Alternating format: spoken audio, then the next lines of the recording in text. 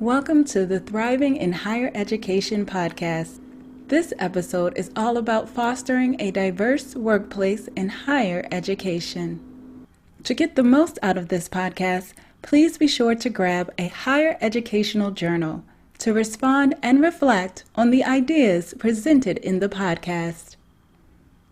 Well, welcome everyone, and thank you all for joining our very first podcast. So excited to have our very first podcast, and thank you for taking the time to join us. I'm A. Yvette Myrick, Dr. A. Yvette Myrick, but everybody just calls me Yvette. Okay, let's just get that out the way already. I'm not into the whole formal titles, but since it's our first podcast, just wanted to say welcome.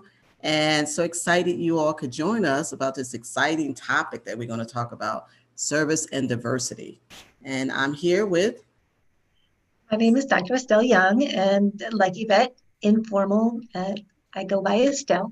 And I am incredibly excited to be here today with my dear friend Yvette and talking about this incredibly important topic of diversity, which is either going to, lift us up and make us even more empowered. So excited to be here. Yeah. And Estelle said, this is such a relevant topic for today. And one of the reasons why we chose this topic is so important, diversity, not just in higher education, but all around. So we are so excited to have you and ready to get started. Let's get started. We're so excited to have today with us a dear friend and colleague of mine. I've known her for a number of years, and we will get a little bit into that a little bit later, her bio and everything else. But let's go ahead and bring on Lizbeth Jacobs.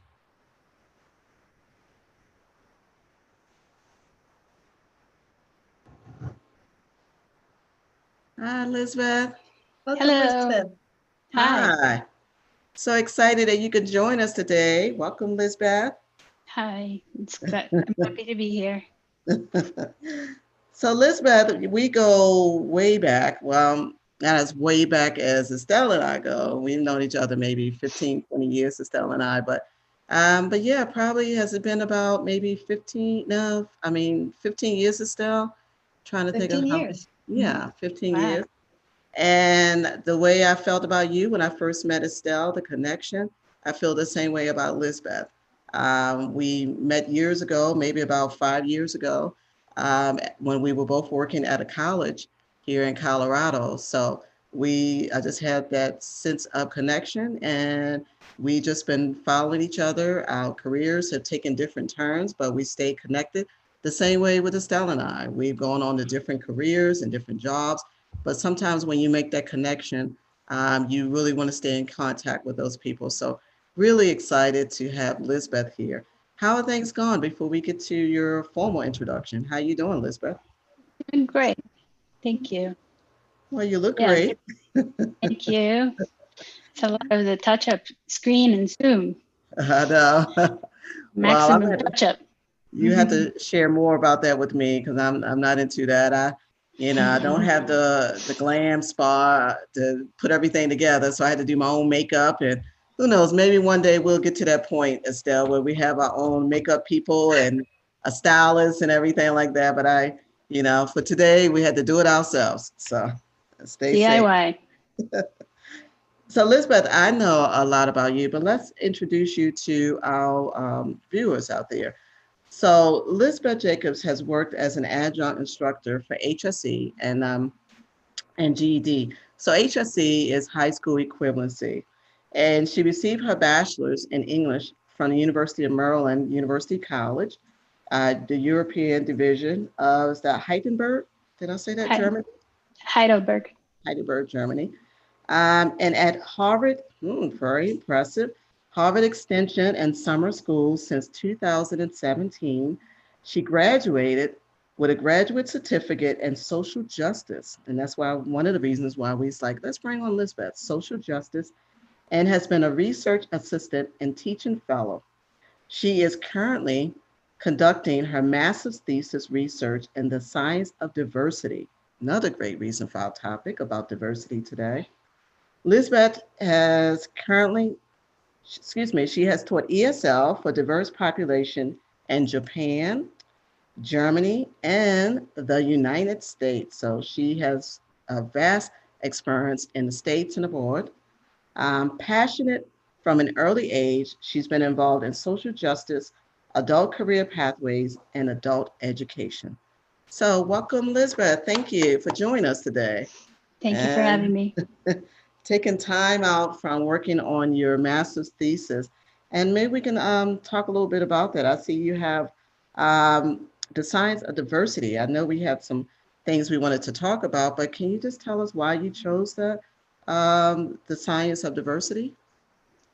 Well, the science of diversity is just a method of looking at diversity, and I think more of a holistic perspective, as in something that encompasses the individual, all facets of the individual, their conscience, their unconscious, their biology.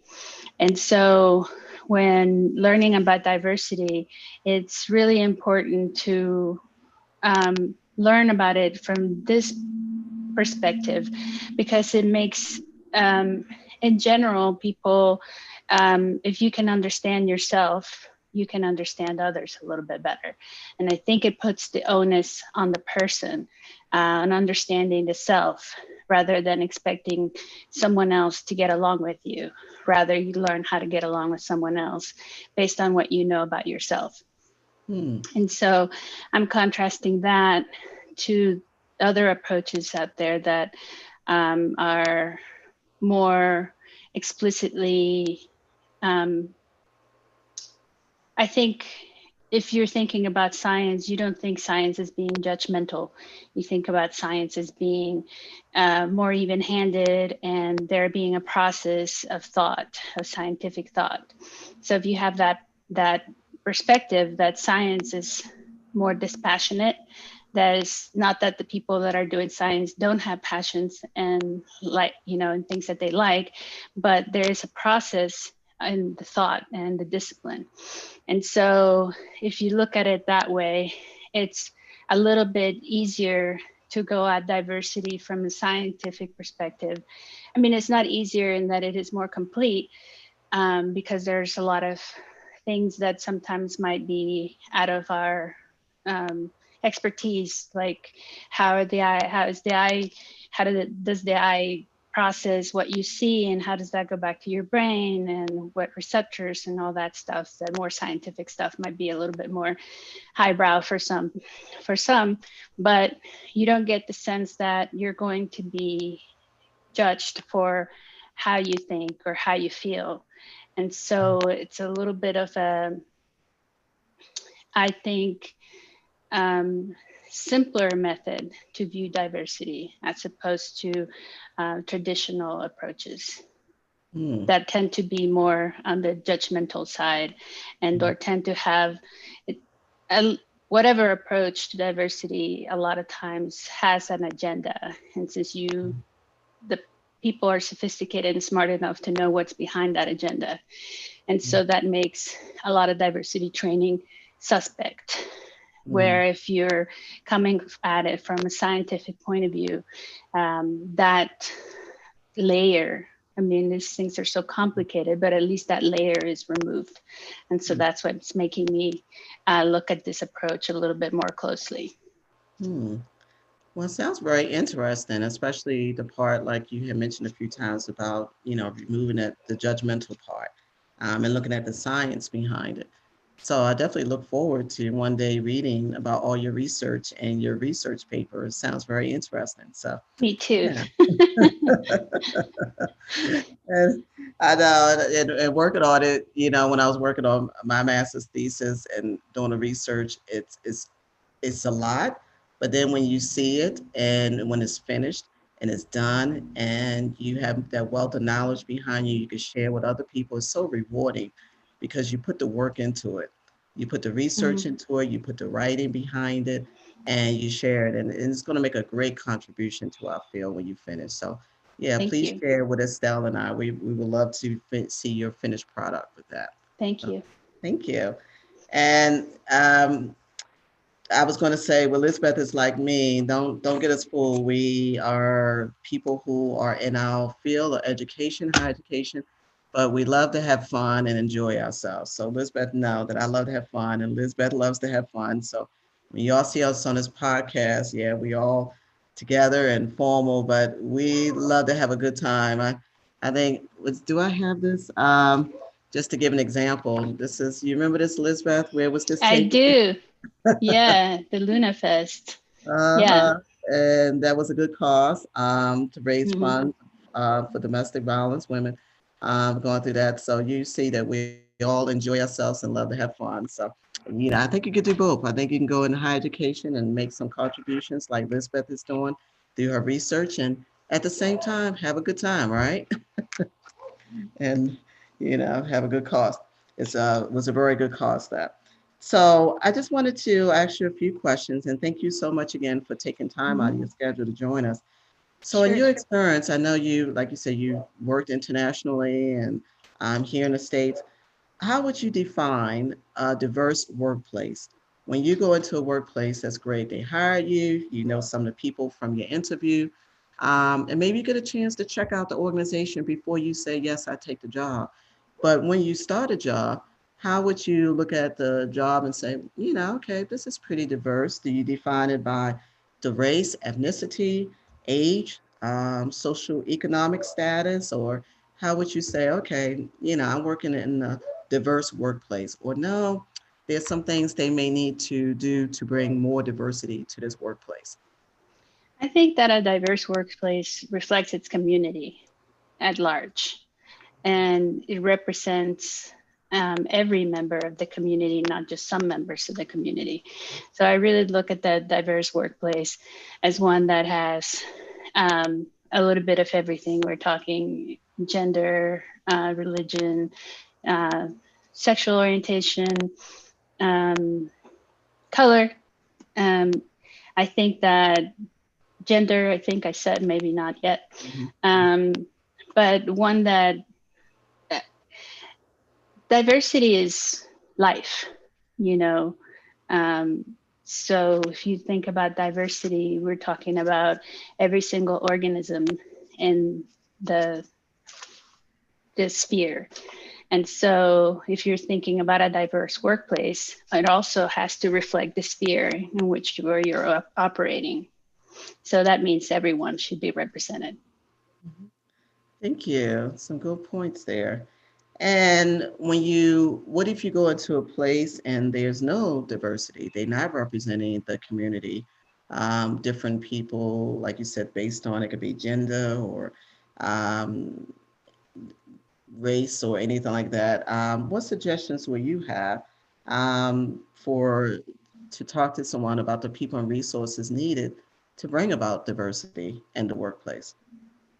Well, I just spent the Friday, just this Friday, in a webinar, an all-day webinar. It was actually open to the public, but it was sponsored by the IRA Project, and that is the Institutional Anti-Racism and Accountability Project, which is a newly formed initiative at the Harvard Kennedy School of Government, at their Shorenstein Center. And their goal is to use research and policy to promote anti-racism as a core value and an institutional norm. So this is where things are getting, I think, a little bit more specific these days, because diversity and inclusion work, as they say, it's very important. But right now, I think that we're talking about two should be anti-racism work because of the institutional um, origin of it, because we know that this what is going on these days, and if you see a um, organization that is not diverse, there's probably some processes and structural things that are rooted in traditions of racial exclusion or privilege, which discriminate based on group disparities. And that's and what we're talking about spills over to women, to people from different genders, So it's intertwined. Um, and so, what I would say though is that you really have to take a look at your organization. And it's something that they were talking about, and they were talking about the plumbing and the poem. The poem is the lofty um, goals of every organization, that they want to have a diverse workplace, or that they want to have a diverse and inclusive workplace. That's the poem. But where's your plumbing? How are you making it so that your structures that are built for that? For example, we have technology these days, and houses are now built with USB plugs, now. I know we all have connectors as well, but now houses are being built with USB plugs, with an incredible amount of spaces in the walls to make technology wireless. The houses now are going through a lot of where you're building for that technology. And so you have to build for that. You have to build your organization for diversity and inclusion. So it's not just about the poem, the lofty goals and what we would like to see, but it's also about really taking a hard look at your structures and what things are in place in order to bring about that diverse workplace. So it is not just it is a little bit more complicated and has more layers than just having the impetus of saying, oh, we just want a diverse workplace. Mm. That's really interesting. I didn't think about it like that before because I've worked at several colleges and jobs where they do have a mission statement or a vision statement that includes diversity. You know, we want a diverse population of students and faculty and staff, or that's their vision. Or like you said, that could be their goals, to create a diverse workplace. But it's the wording. And I've always said, and you probably heard me say this before, actions speak louder than words. So when you're talking about the plumbing and the structure of it, that puts behind, this is really important. Not only are we going to put the words out there, we're going to do actions behind it. We're going to set up a structure to meet these goals, these lofty goals, as you said, for diversity. And you're right, things are changing. If they weren't, we wouldn't have the lights. We have the electricity. We'd be back with the candles back in the day. So as you said, people are building homes now that have the USB already built into those homes because they know that's the future and that's the direction we're going in. So why can't we do that in the workplace? If we want a diverse workplace, why can't we build that structure to put things in place, to have that happen?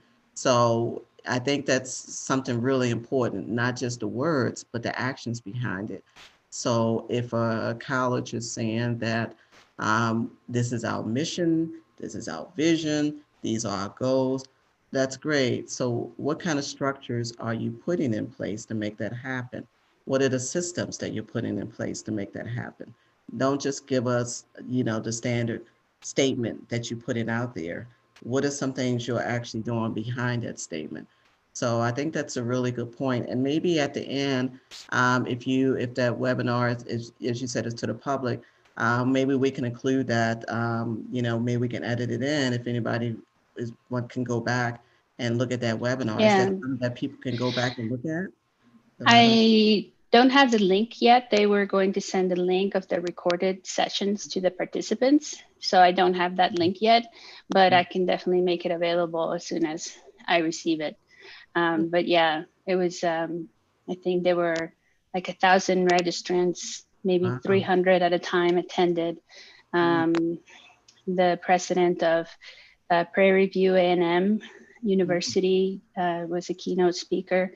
Um, they had people like the global lead on diversity and inclusion from Google was there as one of the panelists. So mm, there were a lot of people that are leaders in the field that mm, were present at the webinar. So yeah. mm. And it's great to hear that support. So I can get more into what someone had recently said about diversity not being a good thing, diversity training not being a good thing, but I totally disagree that we need that training, we need that dialogue, we need those discussions going on for diversity. If people not talking about it, you're not going to have people sharing ideas and those strategies that need to be put in place. So thank you for sharing that. Mhm. Sort of tied on what you just talked about, the need of diversity and what people can do. How can organizations, I guess, connect to the community? So if you have, it doesn't have to be higher education, but that's really key because higher education is just about in most communities have a college or a university or somewhere, or even online. Now that's the big thing, especially with what's going on, having it online. But how could we connect to the community?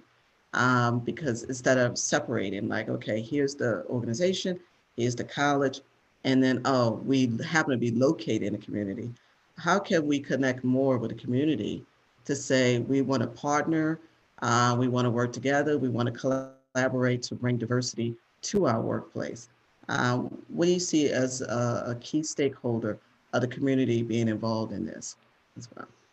Well, we should all be involved because it takes a village, right? Mhm. And so every part of every person should be involved in education, if not as a pipeline person, but maybe as a worker person, or um, have some kind of connection to that educational institution, seeing the institutional as a hub for the community instead of existing outside of the community, but being a hub within the community, a hub for connection, a hub for the exchange of ideas.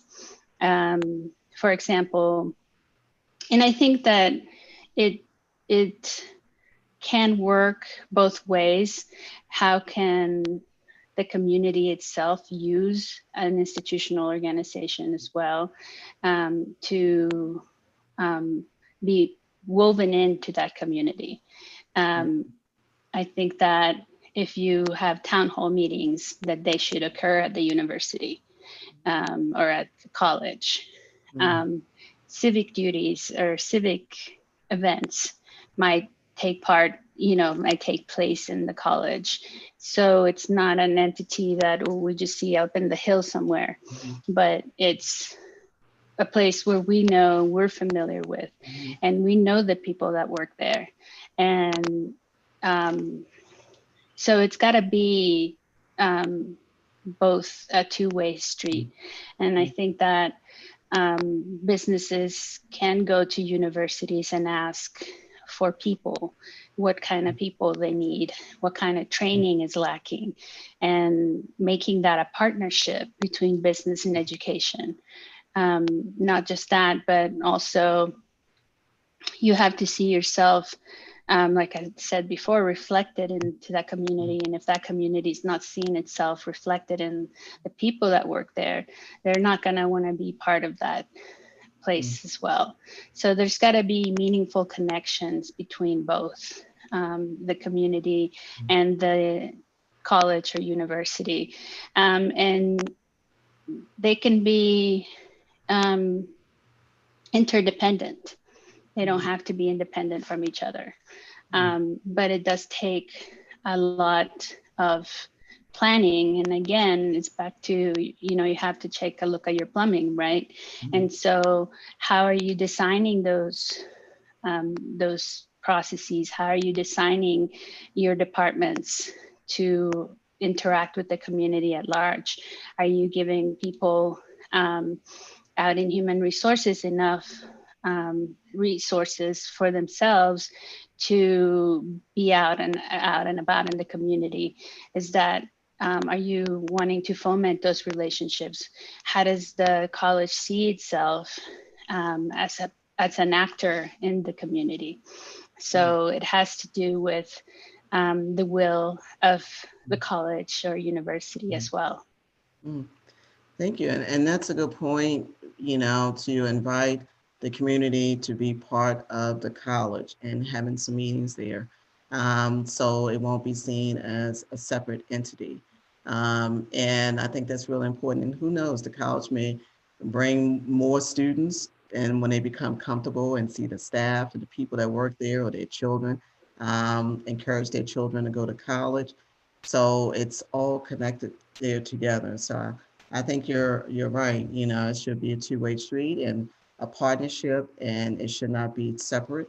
But together, we all have common goals. We want the common things for each other, for everyone to have a productive life, a meaningful life, and to contribute to the community. So I think those are really good points. So thank you. Yeah.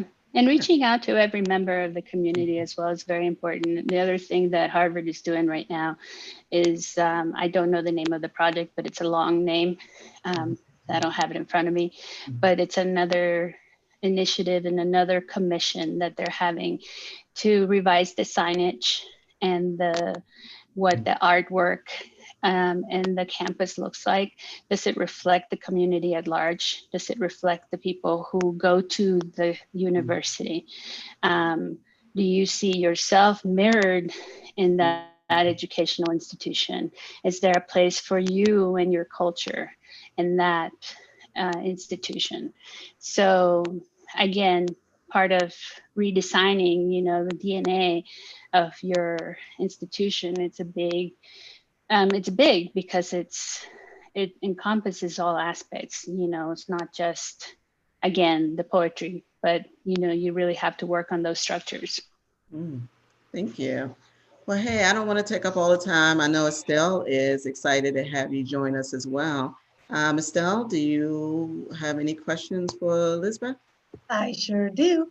And I wanted to say, Elizabeth is sharing so much about diversity, but this is just a thumbnail sketch of what she knows. And Yvette actually interviewed her for our book, Thriving in Higher Education Careers. So, and in fact, this podcast really, kind of bounces off from the book. So if you're interested in hearing more about what Elizabeth has to say, it's you can, Get on yeah, board.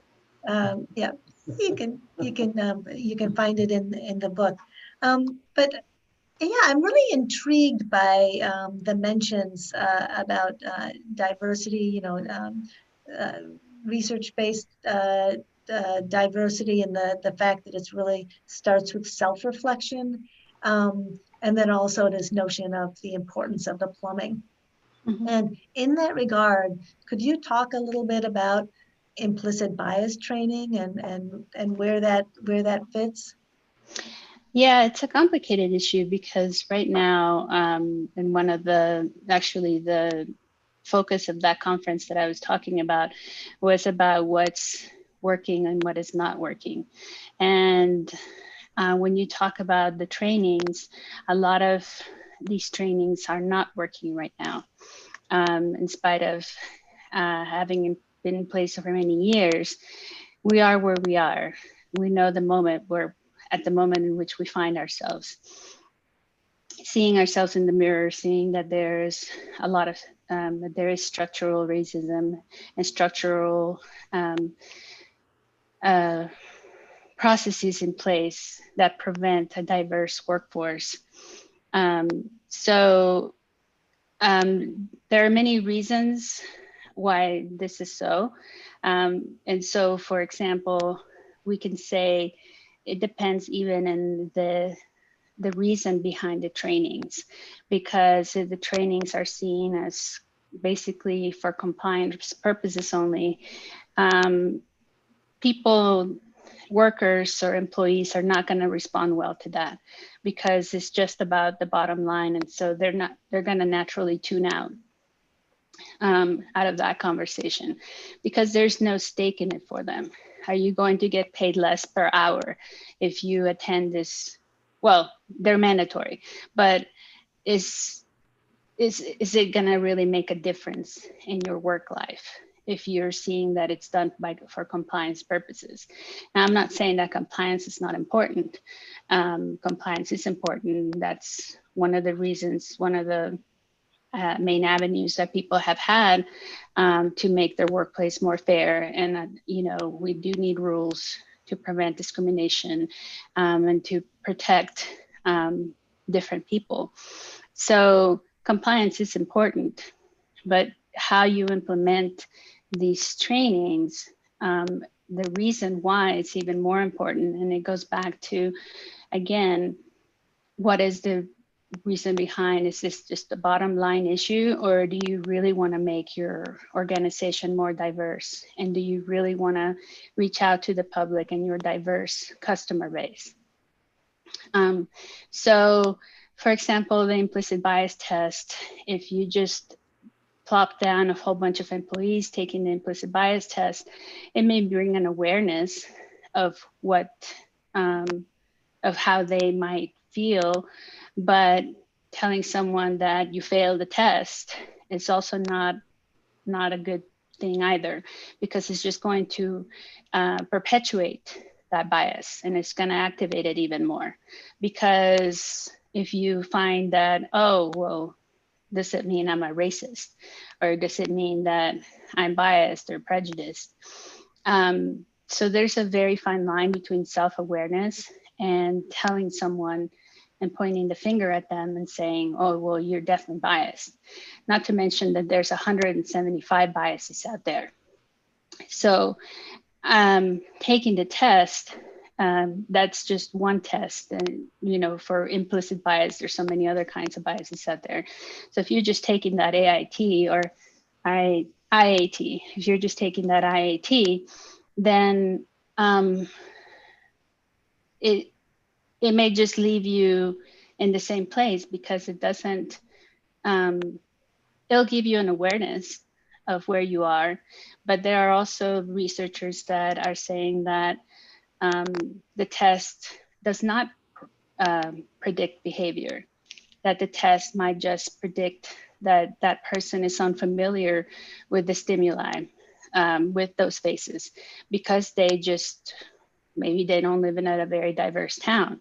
So seeing the faces in the test might be unfamiliar to them, which might make them respond slower to them, which may indicate that they're more biased against them, when in fact it's a lack of familiarity with that particular sector of the population. So there's proponents one way or the other of whether that kind of training is enough. I don't think that that it is enough. I took it, and I noticed that my speed, if I wasn't doing it right, might be a speed thing that I'm doing on my keyboard that has nothing to do with what I'm looking at. So I think they're helpful tools, but it's, again, how you use these tools to try to bring awareness. It's how you use them, not exactly about the tool themselves. Thank you for that point. That's a really good distinction. So we've only got a couple of minutes. Unfortunately, this interview has gone so quickly, but I'm wondering, so you've kind of identified some warning signs about the implicit bias test, but do you know any, good or effective uses of it? I'm not an expert at the IAT. I just know that it's a diagnostic test, basically. I think it's a good tool if you want to do it, but even thinking about doing it, it's like, oh, what am I going to find out? That I'm prejudiced? And then what to do with that information? Which is why it's, again, like I said, it's just a tool, and it's how you use that tool to redirect it. So it has to be used in conjunction with something else. Not, it's not an end to the means by itself, I don't think. Okay, one last question, just really quick, first thing that comes to your mind. In terms of individual we know that institutions are, of course, the most important vehicle for fostering diversity, but individual faculty member or individual student affairs professional, what would be one go-to that you would use to foster diversity? Well, I think it's education. And I mean, obviously, we're in the education business. But I think that always that if you want to work in a diverse workplace, then you have to grow and you have to look into yourself and what things you're doing yourself to grow in that sense. Are you reading books? Are you reading the latest papers that talk about diversity and inclusion efforts? What kinds of what diet of information do you have that that can help you inform your decisions and that can help you grow? And as again, with it comes from the institution, but it does. And institutions are made up of people, so it has to be. You have to have your own motivation for that. And I think that you asking that question, it shows that you're interested in the subject and that you want to do more. And so I think that that's a strong engine to drive these forces around us. That's terrific. Lizbeth Jacobs, thank you so very much for coming here and sharing your wealth of knowledge about diversity. You're Yeah, welcome. thank you so much, Lizbeth. I know we've known each other for many years, but I'm always so amazed at the pearls of wisdom and everything you shared today. I learned so much myself. We don't always get a chance to have these in-depth conversations. So having these with you and this opportunity, so appreciate you taking the time and, just from your recent webinars and things you attended in your research to share that with us. So thank you so much. Hey, You're do you want to welcome. tell our listeners, thank you, what you're working on, any announcements or anything you want to share with anyone about what you're doing right now? Or anything? I'm I think just working on this thesis thing, and as soon as that gets done, I can breathe again. So I'm working on it. Well, like I said earlier, what you're doing is so important and so relevant and so needed at this time for now and in the future. So spend your time and dedicate your time to that. That's very important. It's something that we really need. And I just know you have a bright future. And I hope that you'll be able to share that research through webinars, seminars, your job, or any career choices you have shared with the world.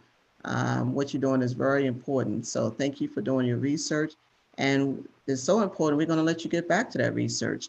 So thank you Thanks. so much. And we appreciate your time and learn so much. Thank you for joining our podcast. Very insightful information that I've learned, and I'm sure the listeners have learned as well today. Thank you. Thank you very Bye. much. Bye bye. So, It's still Yvette, recording? Is it still recording? that not only do we have these amazing speakers who represent the topic, but you've also come up with a series of tips about, in the broader sense, about diversity. And so, can you share some of those with us? Sure. And some of these tips are from our book, Thriving in Higher Education. And a lot of the things like Lisbeth shared was so informative.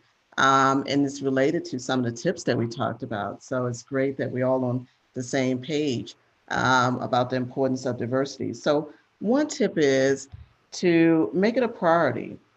People say it's important, as Lisbeth, our guest, said earlier. You want to put some actions behind it. So yes, it may be the priority in your mission statement, your value statement, your what you want to do. It may be something as your goals, but make that the priority. People usually put things that are priority important to them at the top of the list.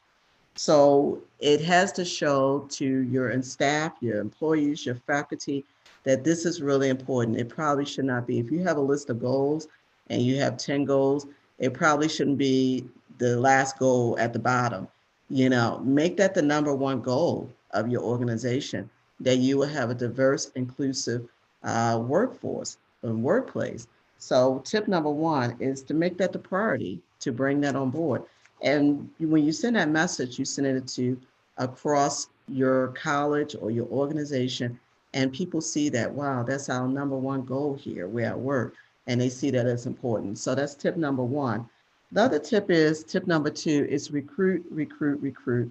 I hear a lot of people say, well, we don't have a certain population in our community. Um, well, then go out to other communities.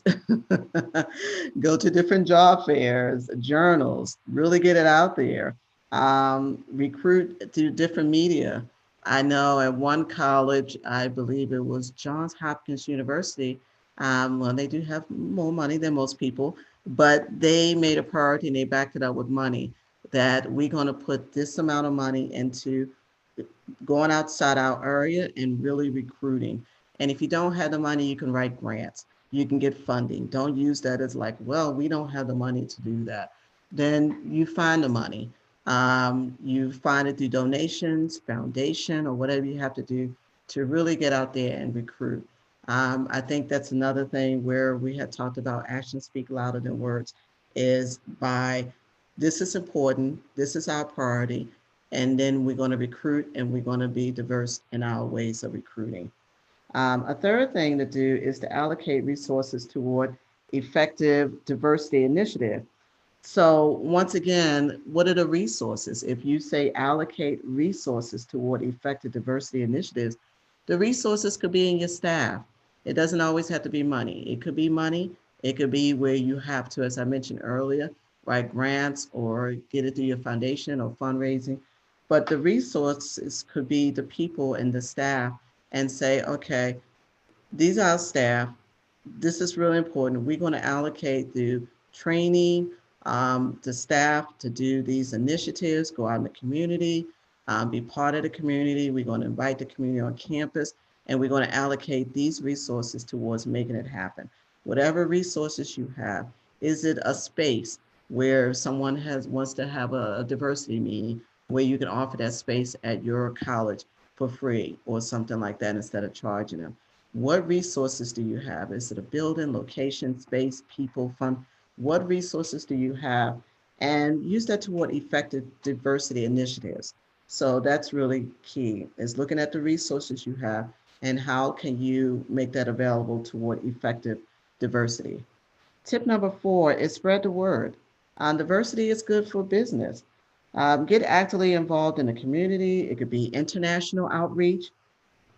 Don't keep that within yourself. Bring awareness. If you believe that diversity is a priority, it's important, you're going to put your resources behind it, let that be known. Put that out there. And Lizbeth talked about the signage, inviting people to come and do paintings or whatever. Spread the word about this is important to this college or our organization, and we want other people to know. We don't want to keep it hidden that this is our priority. Spread it through your ads, your newspaper, put it all over that we value diversity. We are reaching out to have a more diverse workplace. So spread the word, let people know this is a priority, and put it out there for others to see. And then the last tip that I want to share is become a culture that embraces diversity. So you want to create a culture in which all the employees feel respected and valued and appreciated. So it's one thing, if you do all this, it's in your mission statement, your value statement, you put in structures in place. As Elizabeth said, like the plumbing, you putting all that in place, you spreading the word, you got the resources. Now you have the diverse workplace, right? You have people coming to work for you. But once they're there, do they feel valued? Do they feel respected? Do they feel appreciated? If not, you're going to lose those people you work so hard to get. So if they get there and there's no culture where they feel valued, if they feel like when they say something, they're not being heard, they're not being appreciated, and then they may start to think it's because I'm different, and that's why people are not listening to me or I'm not being promoted. So you work so hard to get this diverse population, then what are you doing as far as the culture to help people to feel appreciated that they are part of the value of the business, of the company, the college, whatever it is? What culture do you have? Because if not, it's almost like in higher education, as we know, a lot of people do recruitment. They go out to get students. And then once the students come, if you don't put certain things in place, you're going to lose those students, and that affects your retention rate, right? If you go through all this, you have the people going all over the United States to get students to come to your college. And then once the students show up for the first day, they're all excited. I heard these great things about this college, so now I'm starting this college. And then they get disappointed when they're there, like, okay, I think I'm gonna drop out or stop out or go somewhere else to another college. So, what are you doing to change that culture where people feel valued and respected and appreciated? I think that's really important as well. So, these are 5 tips. In our book, it could have been 100, but then that would be a 3-part series, volumes of books that we will write. There are a lot of other tips and suggestions out there, but these are 5 tips that we wanted to share today with you all. So thank you, Yvette, and thanks for really expressing those tips, both in terms of the poetry and the, outlining some of the plumbing. Yeah, definitely. So we're really excited. I know we only have a few minutes left, but we want to thank Lizbeth again for joining us.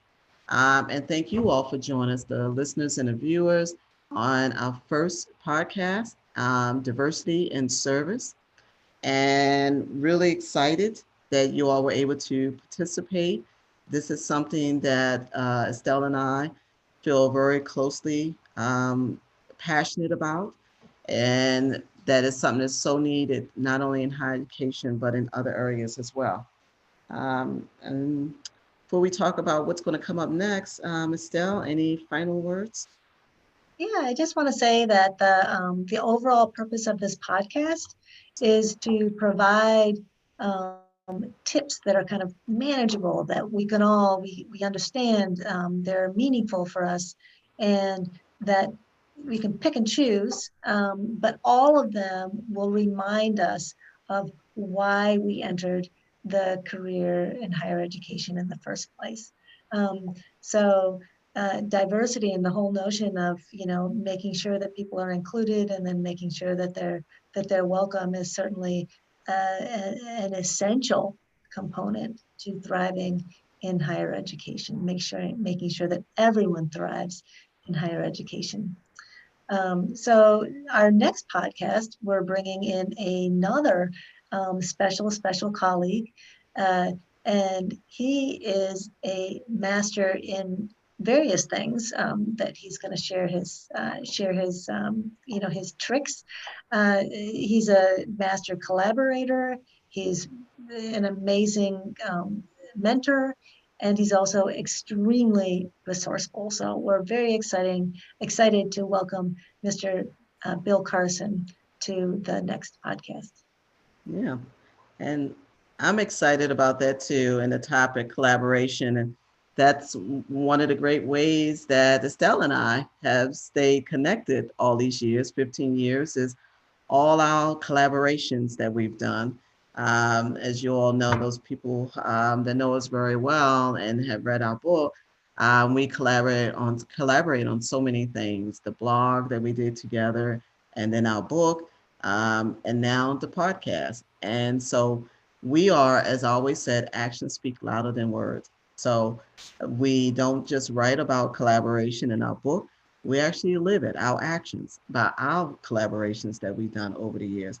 So I am looking forward to that as well. And hopefully everyone will have a chance to join us about collaboration. It is so key. You cannot do it by yourself. Careers or whatever you want to do, college or whatever, you need that support. And it's help when you can collaborate with someone.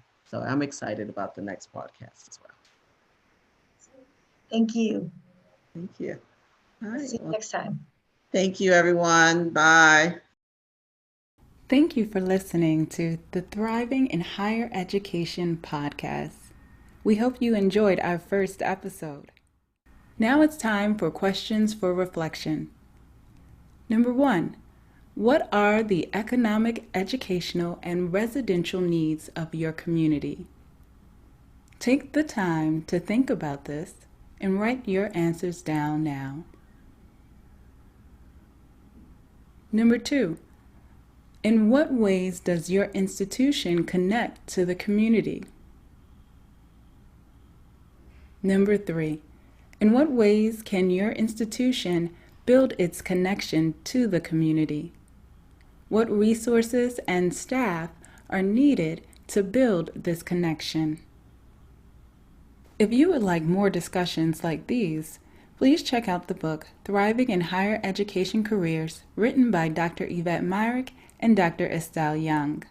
As always, feel free to contact us with topics you would like us to cover at thrivinginhigheredpodcast@gmail.com.